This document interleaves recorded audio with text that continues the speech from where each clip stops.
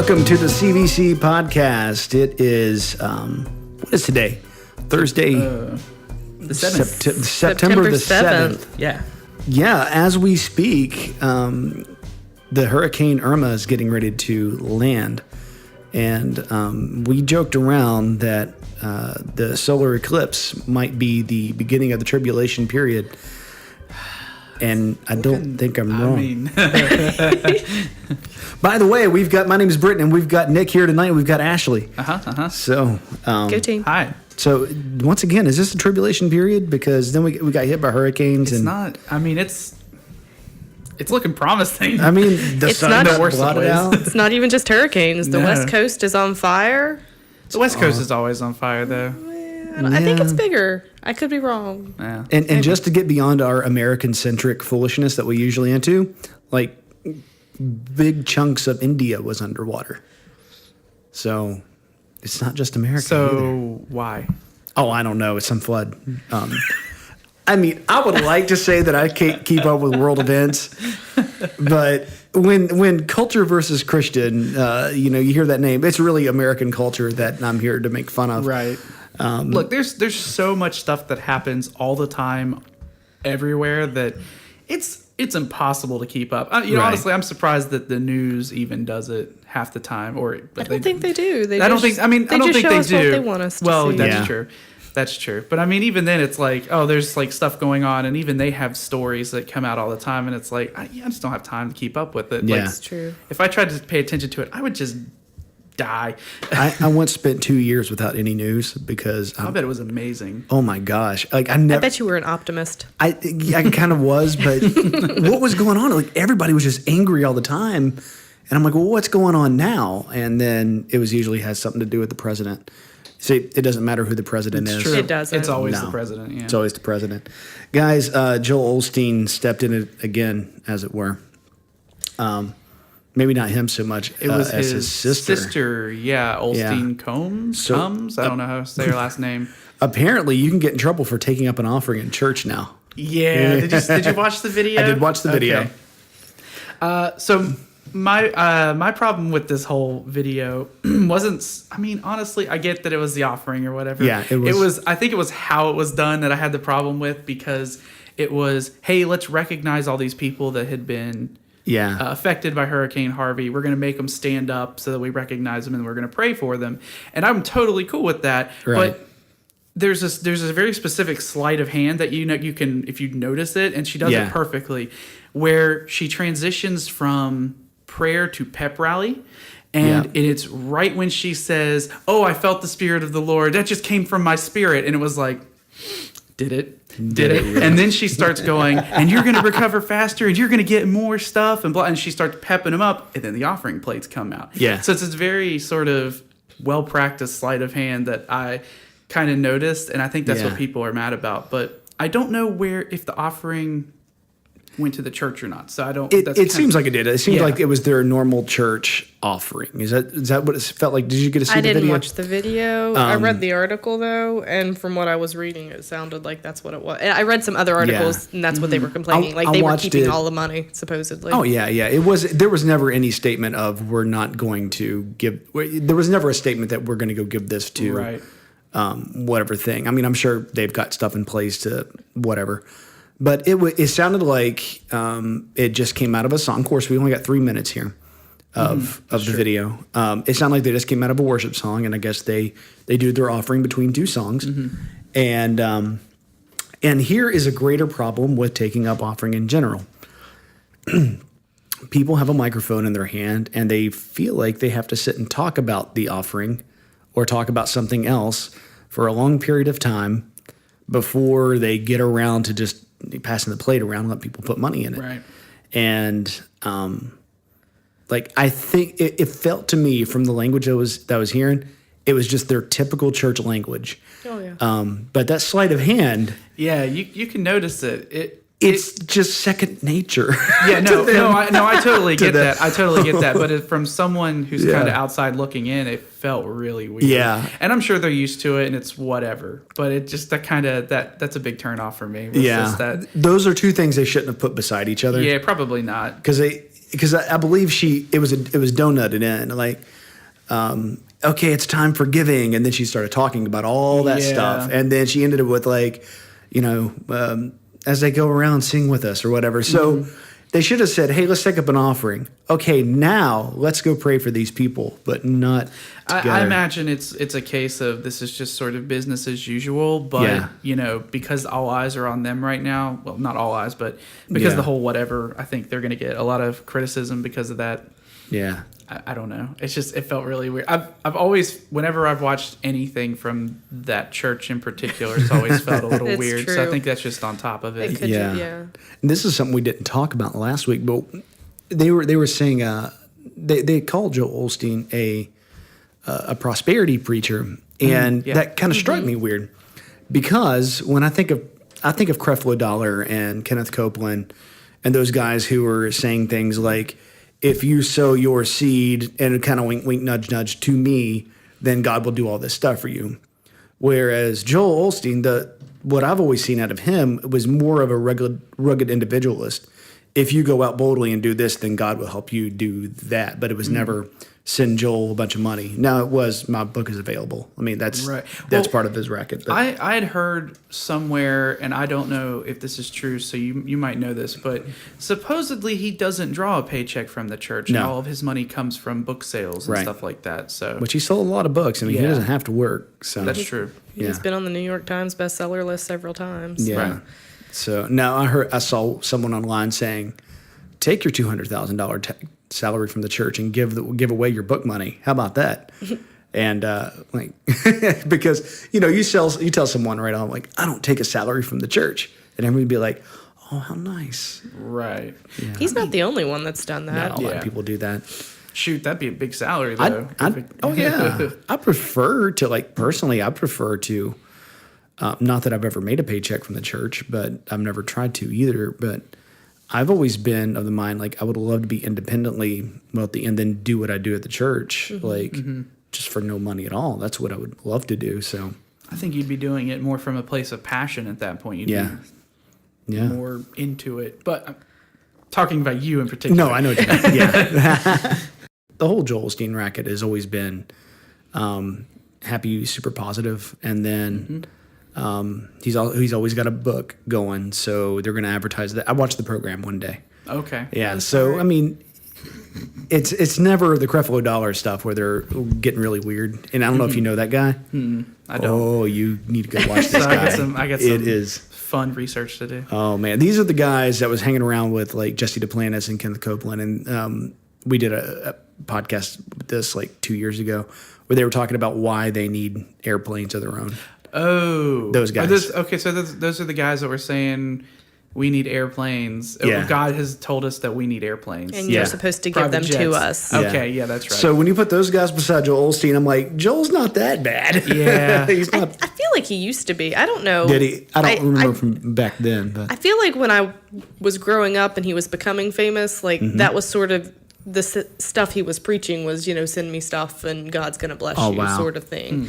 Maybe he's just gone away from that since book sales, or maybe I just lumped him into all of them all together in my head and didn't pay attention either way. Yeah. But I've always known him as the smiley preacher, and the smile creeps me out, and his positivity creeps me out because I'm like, it's because there's he looks places like in the Gilbert Bible Godfrey that aren't very happy.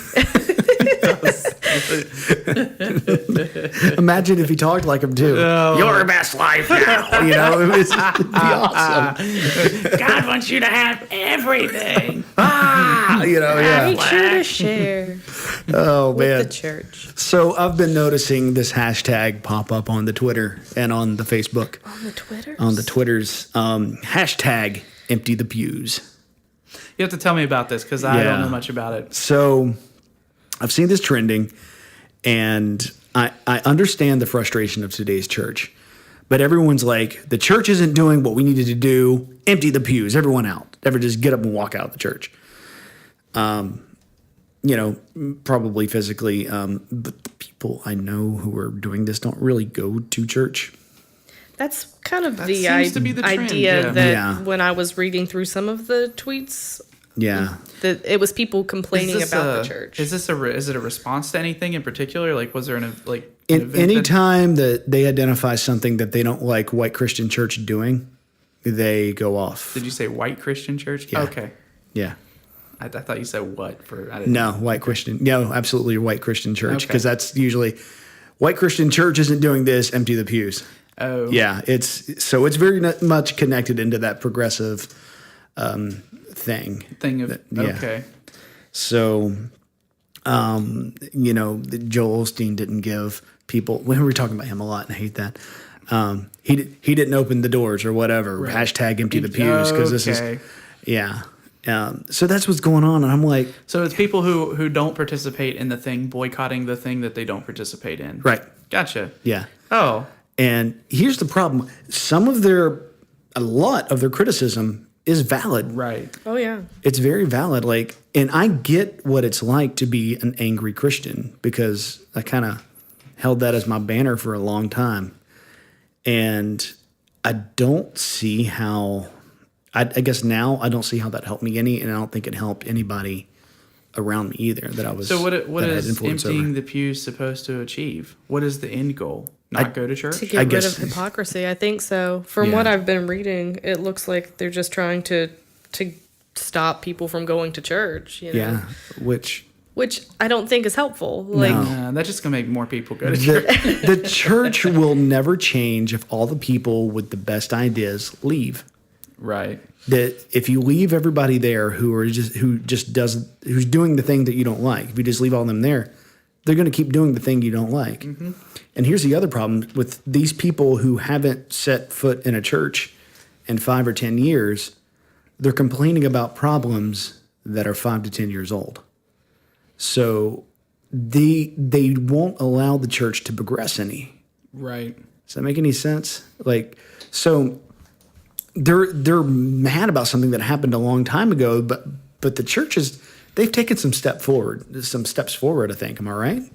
I'd like to think that some have, yeah. I mean, I know some are just going to sit there their whole lives, but I don't know. I think some churches are taking some steps forward, and it's a good thing. And it's like, well, let's be a part of that. Let's be constructive instead of, like I said, I've been the destructive Christian, and I've ripped everything apart and been angry about it, and I don't know. I don't find. I mean, people are always going to get hurt. Unfortunately, people hurt people, and churches are supposed to be a hospital for sinners, not just a sanctuary for saints. Yeah. Jesus talks about that. So I think the world thinks we're supposed to be perfect, probably because we've put on that air for so long. Mm-hmm. But that's not the goal of the church, or it shouldn't be. Right. We're supposed to be here for the wounded and the hurting and the broken. Yeah. We're supposed to be a place where you can ask questions and I think a lot of churches are trying to embrace that now. I think they are. I hope they are. Yeah, I know there's a few social issues where some people might not feel welcome these days, but by and large, I mean, they'll let me into a church these days. And that's a thing. That's something. They'll let you into a church? Yeah, they'll also let you into one, too. Well, yeah. So that's, I mean, and not even that, but be a part of what's going on, and, being a part of either the music or some sort of leadership or some part of ministry, but, whatever. I mean, I think the church is making some progress, not just at our church either, just in general. I think the church is trying. I'd like to see the Empty the Pews movement maybe go, although it's not going to, but go in the sense of, reach beyond the walls. Yeah. Get out and do something. Hashtag empty the pews. Yeah, that'd be nice. Yeah, that'd be a good way of pointing it. Yeah. Yeah, I would take that. I would embrace that one, because there is still the problem of the church today that want to stay either in their building, or they only do things as a part of their church. So they only take up money and send it somewhere, and no one actually does anything but talk. Yeah. So we could get this big problem of like 6 local churches doing the exact same thing, and not coming together to do it. Yeah, they're in not a doing bigger one big. way. Yeah, well, it's because they all have different denominations and that kind of thing. Got to keep them with your own denomination. Oh yeah. Keep with your own kind, boy. Christian segregation. Yeah. That's what it is. That's the title of the podcast. That's the right title there. of the podcast. Welcome to Christian Segregation. Christian Segregation Podcast.com. You know what? You're not. We wouldn't be able to find a host that would keep us for that. You we know? put us have on to the go on deep the dark web. Yeah. Dark web and Christianity. I don't know if that mixes. That sounds like a Stormfront offshoot, unfortunately. Man. Okay. So in the wake of Charlottesville, there's been this thing. I think this is you, Nick, isn't it? Yeah, this was me. Okay, man. Tell us what this is. This is interesting. I'm gonna open it up here. So in Canada, and I'm spitballing here till it opens. Blame Canada. Blame Canada. You are a leaf. The article is: Does your child listen to loud, heavy rock music? He might be a neo-Nazi. So it looks like I'm a neo-Nazi, guys. According to Calgary Police, we if you knew. listen to heavy We can rock get you music, saved here. well, yeah, somebody's going to soundbite that and just keep it forever. According to the Calgary Police, if you listen to to heavy rock music, your child could become a neo-Nazi, and they kind of put out a list of signs of your child being part of a hate group. Now, I believe they've walked it back a little bit, saying, not rock music, but like aggressive, angry music. Yeah. Come on. We know what they're talking But about. here are the signs. And now let me tell you if this applies to you, because it sounds like everybody's a neo-Nazi. If your child is involved in a hate group, these early warning signs may be a clue. Sudden lack of interest in school. I think we're all Nazis now. Yeah. I always liked school. I was Also, that kid. weren't the Nazis pretty big into education? Yeah. Like, wasn't that a thing that they forced people to do? Was Education / indoctrination, yeah. You would think that if least the blonde I ones. wasn't interested in it, I would be more of a rebel against it. Whatever. Yeah. Logic in Canada doesn't work. Adopting new groups of friends and staying out late without any explanation. Once again, just being a teenager. Yeah, violence or secretive behavior. Overt hostility to parents and family, disobedience and rudeness. Racist graffiti, drawings, and doodling. I could see that. Well, that seems legit. I mean, if you're going with racist, yeah, I guess maybe, but would that be like supremacy or an actual Nazi? I mean, I know the groups kind of play they're saying together, hate but groups in general, so playing loud, heavy music with violent lyrics. It used to say hard rock. Well, where do the rap people go? I was gonna say rap sounds to Now, me it's kind of heavy and violent. They don't become neo-Nazis. Duh. They become Antifa. Stereotyping and scapegoating of certain groups, name-calling racial and religious slurs in conversation at all times. Let's be honest, they're talking about people who say Jew all the time. Okay. You Jew. That is a slur. Let's be honest. And I'm going to have to bleep that too. Sorry. But they don't take Christian as a negative sign. You Christian. Can't believe that. You Christian. Making racist or bigoted comments about minorities, immigrants, or foreigners. So, I don't know. The problem with the word racism now is that it's so diluted that what does it even mean anymore? Because everything's racist at this point. A marked repugnance to consider certain ethnic or religious groups as fully Canadian or even human. Are they calling them not human? I don't know. Canadians aren't human? Is that what I think you said that earlier. Maybe. Right before you I'm started taking on this. the character, guys. You are one of them. I'm taking on the character. Okay. Wearing or displaying Nazi propaganda and symbols such as swastikas or the Iron Cross and or military clothing and paraphernalia. Why isn't that number 1 on the list? It's like that's... and then the last one is changing their appearance. I got a haircut, guys. I got a haircut, guys. Like, I'm a neo-Nazi. At least 75% of these is just being a kid. Right. Yeah, I mean, And let me, as someone who played a lot of video games growing up on the internet and in high school and now, and now, you don't have to tread very far to hear someone call you literally anything. Yeah. Literally, like, this was when I was like 12, 13 playing Halo on the Xbox. That's all you heard was racial slurs and everything. I'm not saying it's a good thing at all. It's not a good thing. But it is common. It is. It's part of that culture in general. Yeah. No one really means it, is the thing that I'm getting at. It's just, I'm going to call you a name because I'm salty. Yeah. Or I'm trying to get a rile out of you. Is it appropriate? No, not at all. But in the context of what you're doing, maybe. I mean, I don't think it's even appropriate even in the context, but Okay. in that context in particular. But I mean, I don't need to call names to make you look like a fool. Right? Yeah. There's other ways to English. But they kind of came under fire for putting the whole hard rock metal comment in there, and then they changed. They went back and changed it, and they said that let's see. We're not saying all people who listen to rock music are part of hate groups, but there tends to be a correlation. People who are involved with hate groups tend to be involved in that kind of music. That's their official statement. Right. And here's the thing about the rock and the metal groups.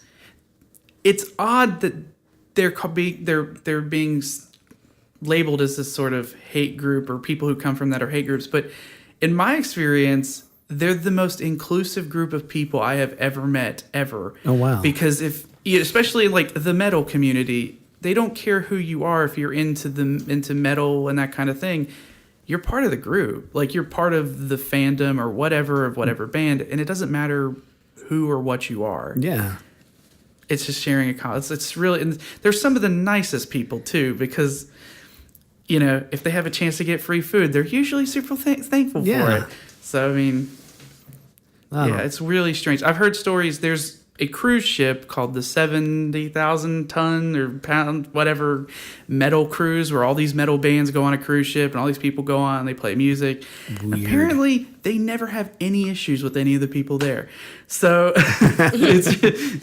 These metal guys are getting too old to get in a mosh pit and kill each other. Well, I think what it is they're they go on a cruise and they're just getting to eat all of this food and have just a good time listening to music. Yeah. They beat each other up in the mosh pit. That's where the aggression gets out. That's, God, I haven't been in a good mosh pit in 10 years or more. I jumped off a stage once, and I'm not a small fella.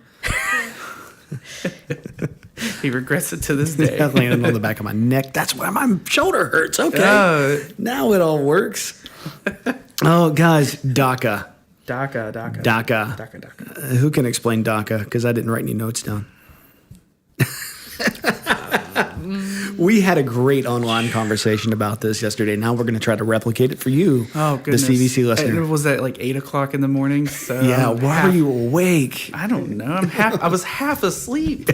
So anything I said, I don't remember it. Okay, what does it stand for? It stands for the Deferment Deferred Action of Child Arrivals. Right. Once again, CVC is not a news gathering service as much as it's cultural commentary on things that we find interesting.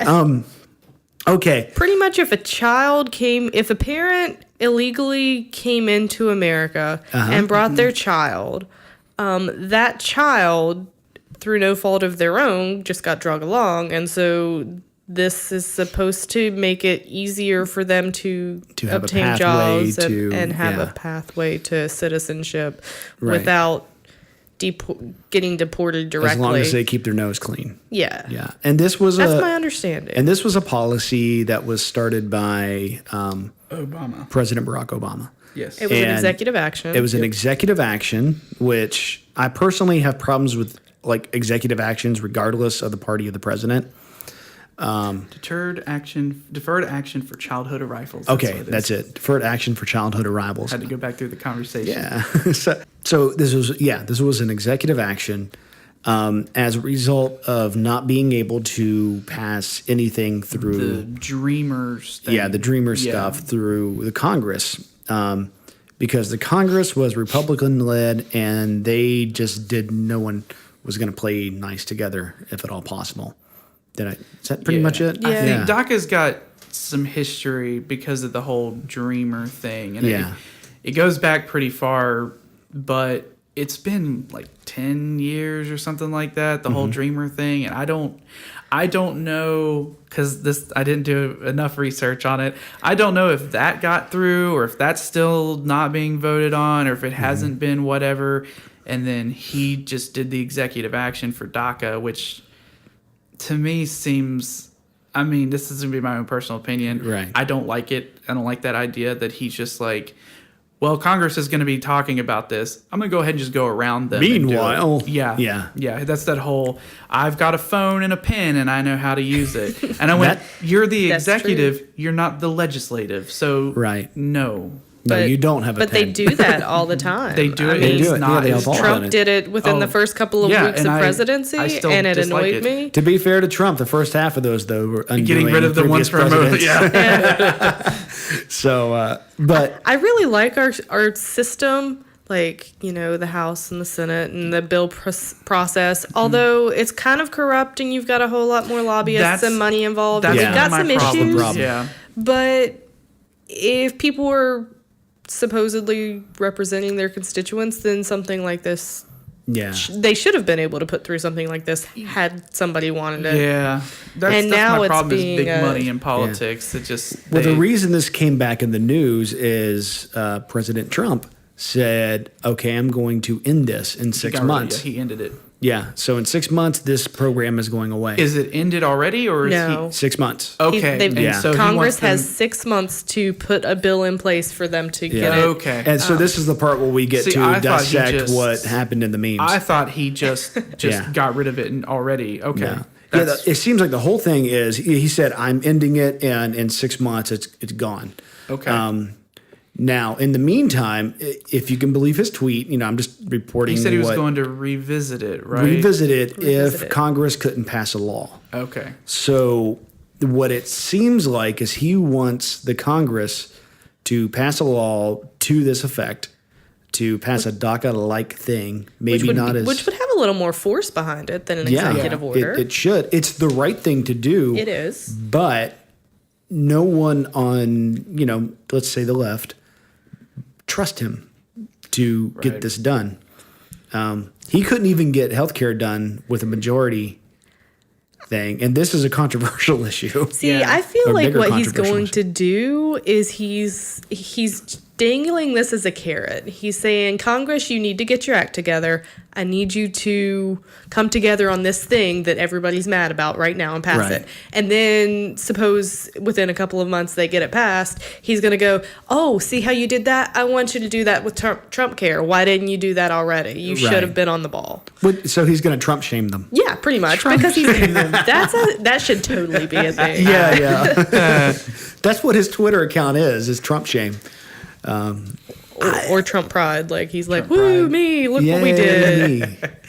I hope that's what he's trying to. Well, I hope he's trying to get a law for these people who I personally don't have a problem with because they can't help what their parents have done. But if you watch the news, there are some Republican congressmen who are like, no, the whole family should be shipped out. But the thing is, the ages, these aren't just like kids anymore. They're in their 30s now, 20s and 30s. So what are you going to do? Did we ever figure out what the cap on DACA was? Because didn't it say you could renew every year? Renew every 2 years if your nose is clean. Right. So until you're 31, I think is what you have found. So the cap is 31. And so to be sure, there's no pathway to citizenship in that. It's just right. Well, that was what the Dreamers thing was supposed to do. Yeah, that was, that's why. And since it never got through, that's why DACA was pinned. Yeah, but yeah, you're right. It's a holding pattern. Yeah. So it's not a good thing. But everyone, this is where politics get us in trouble. Like, this is not necessarily the best program. It's better than nothing. But if we could get something even better than this for them, that'd be great. But no one trusts the president to do it. And then you build up a bureaucracy, too, of red tape and jumping through hoops. But what I can't stand to see is that they're just like, our Lord and Savior Barack Obama made this thing and it should stay in place forever. And I'm like, no. I don't know. DACA is such a messy subject. It could. Not good.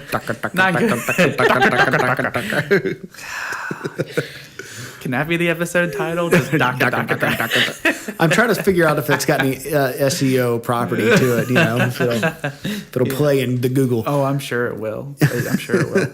I don't know. DACA, it's such a weird, I have two opinions on it, and I don't know if they kind of work together is the problem. I have the sort of legal side opinion of it versus my own moral opinion on it, and I just don't know enough about it to be like, yeah. But but there's part of me that just goes, let it die, that kind of thing.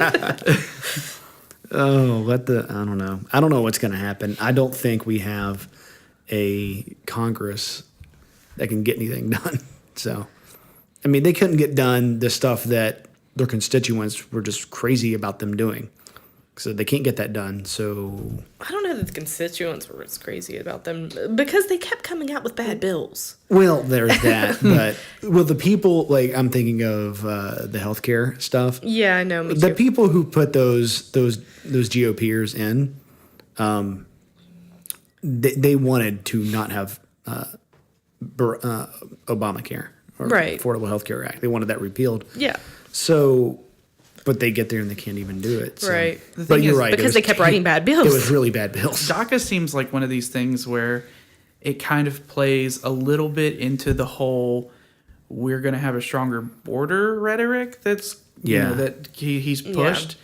Because the idea being that if you're protecting people who are who were brought here. I'm not going to say against their will, but they were, they didn't have a say in the matter. They were brought here because of their parents, right? Yeah. So, I would think that the idea would be because his idea is to, ideally, in an ideal world, stop all illegal immigration. Yeah. Which we know isn't going to happen. But ideally, then you deal with the people that are already through the system and you've curtailed the flow of more people coming in so you can take care of what's already here and try to sort it all out.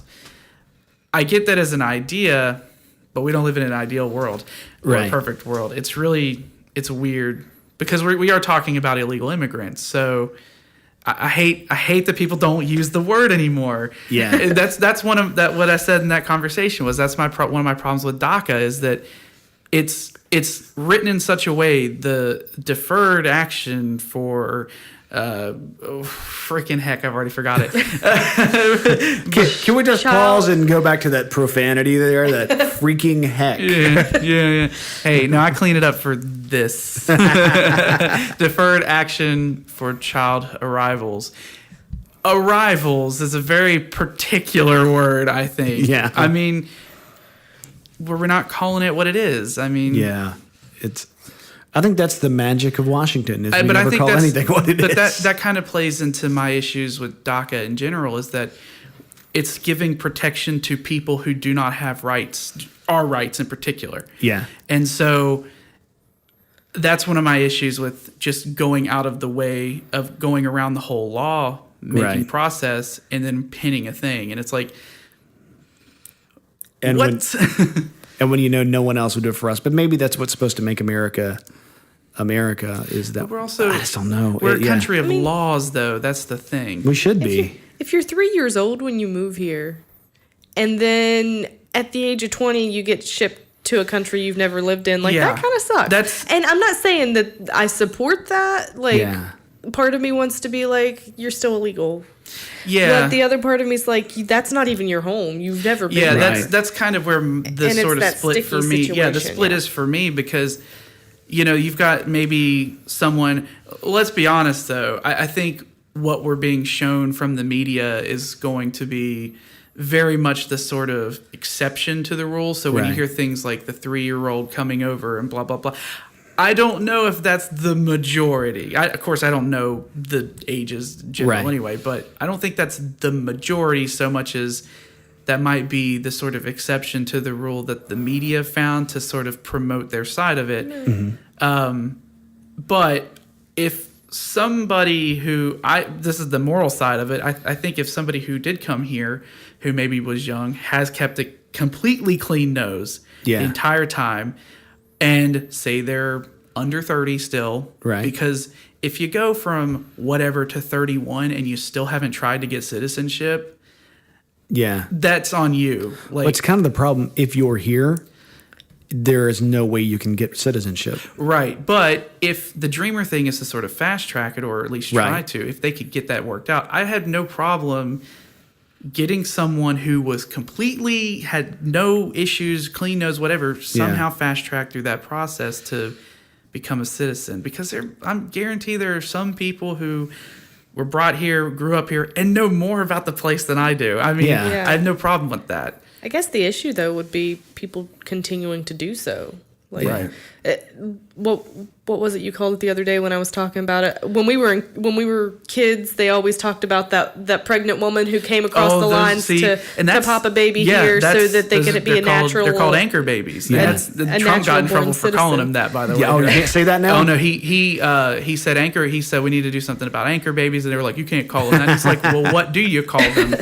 And so, but that's what it is. And that was always the issue before. Yeah, now we hear about these kids being illegal. That's when they're another brought sticky in. situation. And it's hard because they are a naturalized citizen if they're born here.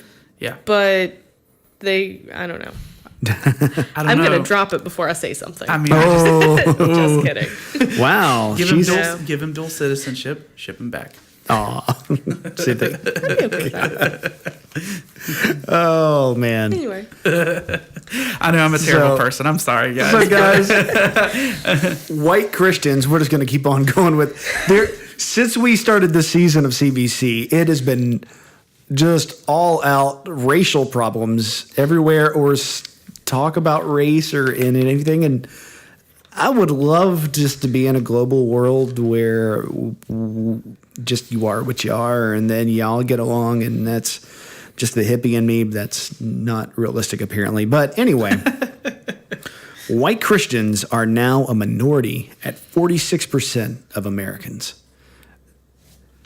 This is Ashley's story. So, like, what do you? Yeah, this is crazy. What is your idea on white people? Yeah. Do you think? What do you have a problem with a white person? Do you think that number is too low or too high? Okay, I'm on the spot. I don't know what to say. No, I read that.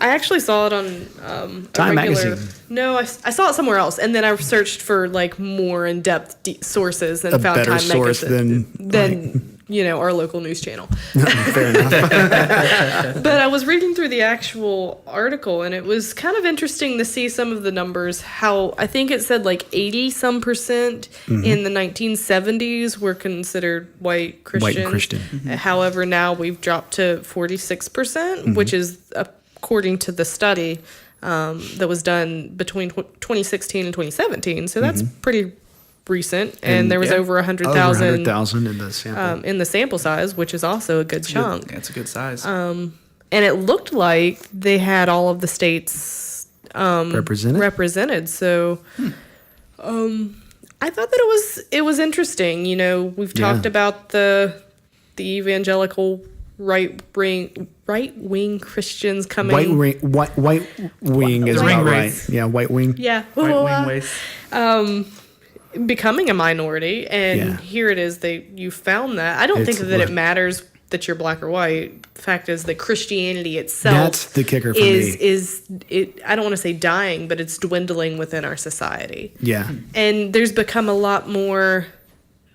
On this study, it wasn't even atheists and agnostics, like a lot more just unaffiliated. And I don't know if that means, like we were talking about earlier, where you were with the empty the pews stuff, like people were mad at the church, so they walk away, and they still might hold some of those values, but they're like, I'm done with it all and packing my bags. And I don't know if those are the people that's unaffiliated.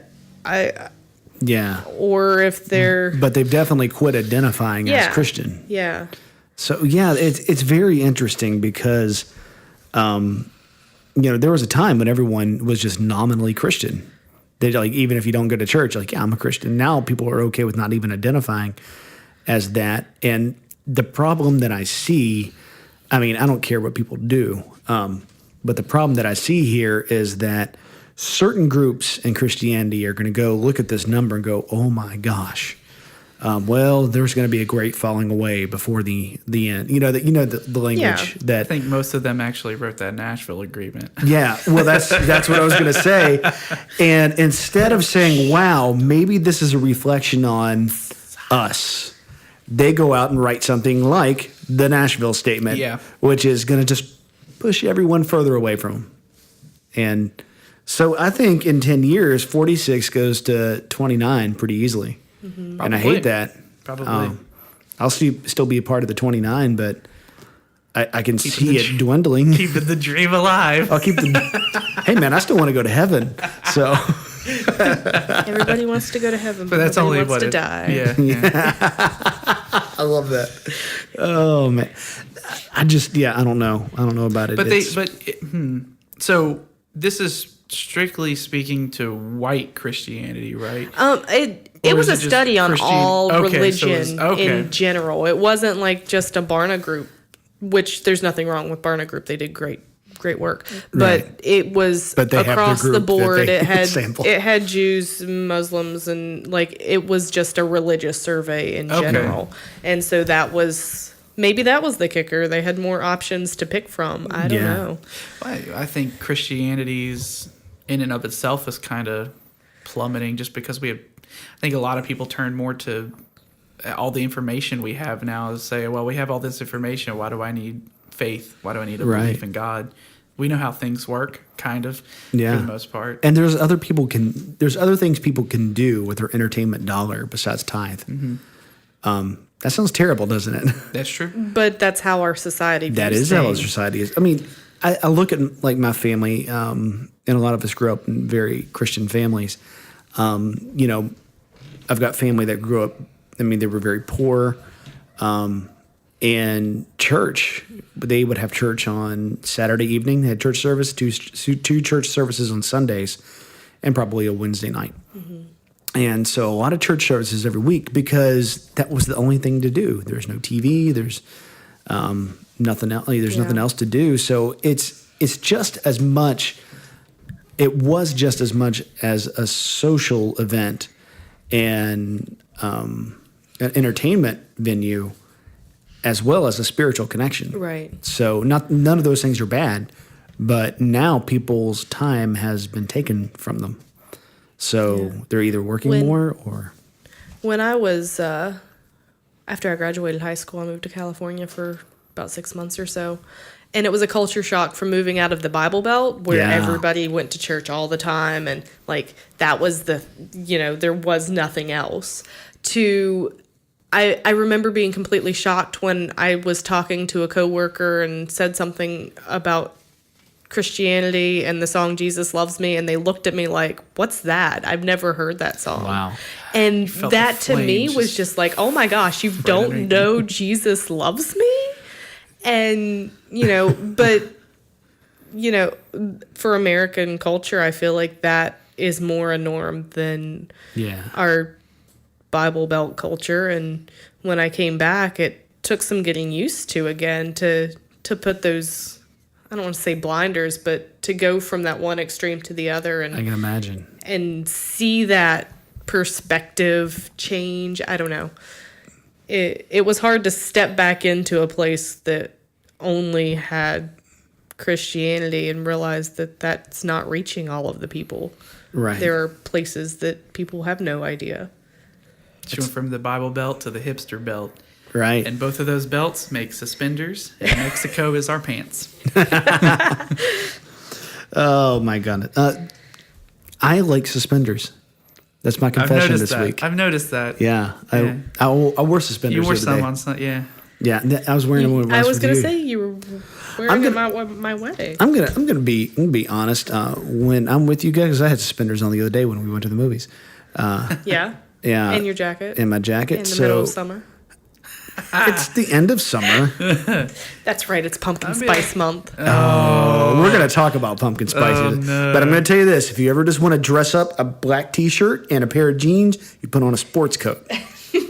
Yeah, it makes you look official, right? It does. People are like, oh, man, he must know what he's talking about. I mean, this works, people. It works. It's like the only fashion play I have. And but you get a nice corduroy jacket with little elbow pads on it. Oh, man, yeah. My husband, for a while, decided to wear, like, the screen tees, like the Captain America one, and put, like, a dress code over it to church. And he was like, this is me. And everybody's like, oh, nice. I like that. You're progressive Christian. There's something about a sports coat that makes a man look better. I wish it were that easy for women. No, women, you guys, I can't even begin. I can't either. But let's talk about this pumpkin spice. Just so you shenanigans. know, before I came here, I went to Starbucks and had my pumpkin spice chai latte, and I am excited. So you're the one that they're making the memes about. Absolutely. Yeah. I have been pumpkin spice pumpkin for spice years. everything is Well, coming. I think the memes are even more irritating now than the people who are celebrating all their pumpkin spice. Yeah. Yeah. Because it's one of those things that for a while there in a few years, everyone was like, it's pumpkin spice time, and they'd go get their lattes, and then there was a pumpkin spice beer, and then there was all kinds of stuff. I would make my pumpkin rolls, and I would cuddle up in my hoodie, and I'd Pumpkin be nice rolls and are comfy. pretty good though. Yeah. And then I'm okay and then it with all came into things pumpkin Starbucks, spice. and I found the pumpkin chai latte, and I was like, this is pumpkin pie in a cup. I'm in heaven, and I don't want this ever to go away. It's pumpkin pie blizzard. Pumpkin pie Oh, in a yes, cup. those are fantastic. Oh, buddy. Well, here's my outrage, because I think we're all on the pumpkin spice You're train. Here's my outrage: is pumpkin spice has now become a racial slur against white people. We need a few. Yeah, but we need a few good ones. Yeah. See, here's the thing. I'll I admit think it's something more about against me. white girls, and Yeah, I will yeah. take that and run with it. I'm okay with Look, that. here's the thing about me. I love comedy and I love watching comedians. So Right. I'm okay with stereotypes and just making fun of groups of people, especially in like a really good natured, it's not mean, you don't actually mean Right. it way. I'm okay with white people having a few more things against them in terms Yeah. of jokes, because really all I know about white people is that we like to wear our socks really high, we dress goofy, we have no rhythm, we think mayonnaise is spicy, and pumpkin spice everything, apparently. That's what I know about white people. I guess it's because I don't identify with any of those things. You dress goofy. We just talked about that. Oh, I don't dress goofy. You look dapper. I'm dapper You as are kind of all dapper. something. Get out. Yeah, get out. That's the word. Yeah, I mean, that's... and it wasn't in the middle of summer, by the way. I It know. was- I was just kidding. It was like And- 3 days ago. It was 3 days ago. It, It was was kind of September. warm, though. It was warm. a little warm, and you looked But- weird sneaking your candy in your jacket. I see. That was the that's reason. why. Is that why? That's why I wore had the it. coat on. Yeah, and no No. one's gonna ask you because you look No. too official. Yeah. Yeah, because He just looked like he was on his date with his Yeah, wife. you're right. And- But what happened is, here's the other part about a sports coat. You've got like two big pockets. So I had an iPhone and some milk duds, and then I had my little daily planner, and I had, because I still use paper for that sort of thing, because I guess I'm a hipster that way. And then in there I also had some Sour Jacks, and then in my wife's purse I had a Coke. So we were kind of, and I had a pepperoni roll in my front pocket. Oh, Yeah. do we need to explain that? Because that is a very specific Okay. regional Oh, thing. yeah. So here in the heart of Appalachia, not Appalachia, No, it's not. it's Appalachia. If you say That's- say Appalachia, you get the heck out. we know you ain't from around You here. go back to California. Yeah. Frou-frou. but a pepperoni Just roll. leave the pumpkin spice. It's like a little like a bit. What do they make it like a roll yeah. dough or It's- something like that? It's bread with pepperoni and cheese in it. That's Right. it. Sometimes Yeah. they'll add peppers, but most of the Yeah. time it's just a really it's good not a roll. calzone. It's not. And No. It's just it's literally like a roll, like a dinner roll with that stuff in it. Yeah, and it's And awesome. it's amazing. Historically, it came from the coal miners. Mm-hmm. They needed something that would stay fresh to take home or to take for lunch. Yeah, so they can just kind of But- slip in their pocket in their little pail and it just go on down. And You had your protein, you had your Oh. carbs. It was Mm-hmm. better than a sandwich. spicy. Fantastic. delicious. And if you can find a way to heat it up just a little bit, Ooh, let that yeah. cheese melt. Oh, Yeah. they're good when they first and let come that out pepperoni too. grease going. Oh, Yeah. Oh. See, people don't know. But I will tell you this: there is a video on YouTube. If you do not know what a pepperoni roll is, go watch. Just look up people eating like Oh West- yeah. pepperoni. Yeah, West Virginia West Virginia food, or foods, wasn't Pennsylvania it? food. Yeah, Yeah. It's like people not from here and they're eating this Yeah. and they're like, what is this? This is delicious. Or I can't believe these people eat this stuff. right. Yeah, it's Biscuits and gravy's on there, I'm pretty sure. Oh, biscuits and gravy. I had a boss. Good. I had a boss from New York. She goes, "What is biscuits and gravy?" Oh, it is just. I was like, "Get out!" It is. It's a little bit I'm of sorry, heaven. I can't work for you anymore. A little bit of heaven and a whole lot of nap. Yeah. Yeah. Have you ever heard the white pill comedian Jim Gaffigan Oh yeah. Dead pockets. talk about going to the South and eating the food and just eating grits? He's like, I think they just made me homemade wet sand. Yeah. I don't think I've seen and that one. that's part of Southern culture I never want to lose. The food. Yeah. Oh man, that's when I'd Jim start if the North came down and they were like, "We're gonna take away your food," I'd be like, "It's Civil War, baby. Yeah. Civil War too." I feel like we all would. You would That's- not take it. that's what'll put the white people over the edge. Don't touch Yeah. my biscuits and gravy. We're going to war. My brother is he travels all over the country, and he traveled somewhere and they didn't make sweet tea. He went to McDonald's and he said it was nasty, so I got him a sweet tea maker for Christmas, and that is the only gift he has ever used that I have bought him, and he uses that thing all the time. Oh man. If they take my sweet tea, I don't know what I'd do. Dun dun dun. The problem is I've eaten too many biscuits and gravy, so I'd go to war, but it might take me a while to get there. Yeah. I can't find a uniform to fix. You ever listen to Patton Oswalt? Yeah. He has this bit about being so fat that what you can hear it in the way they say their B's, like I'm biscuits and butter and butter, blah blah blah. Because it's a reverberation chamber inside their cheeks. Like, I get it. I almost have it. So, but guys, we have filled up a whole lot of time here. I'd like to thank you for being here tonight. If you're missing Jim, well, he's homesick, and We hope he feels better. Big Wow. shout out to all the people. don't speak for me, Ashley. Big shout out to kind of all the people who have been liking the Facebook page and following. It's been a lot of people. There's been a lot of people on there. Thank you guys. And Why? more people have? Why are you here? No, You're probably after this episode going to unlike it, or I'll get kicked off. But whatever. no. I think it's going to be great. But no, stick with us, everyone. One thing you can do, if you're wondering where else you can find the podcast, we are available at cvcpodcast.com, and we're also available on Twitter handles CVC Podcast. Also, you can find us on Facebook using the same URL at facebook.com/whatever CVC also, Podcast. to sort of maybe throw this out there as an idea, since we're on Twitter, maybe if people had found things they wanted to talk or have us talk about, send it on there or something. Please We share. might take a look at it and check it out. Add to our list. Any show prep we don't have to do is even better. It's true. It's true. So, Our current method is just kind of, hey, we see something, let's throw it on there and maybe discuss it, maybe not. But if there's something that's really interesting, send it to us. Yeah. iTunes and Android, we're on Stitcher. So we're on all those places right now. There's one more. We are on YouTube. Thank you. That's what I was going to say. There you go. Yay.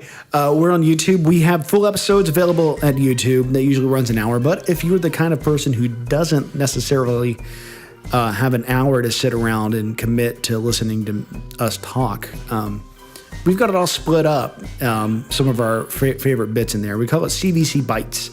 So you can go get very specific about the topic, and if you wanted to listen to what we had to say tonight about DACA, then you can just go back and grab that whole conversation. So there's a whole playlist there of that kind of stuff. So we're wherever you are. So come and check us out.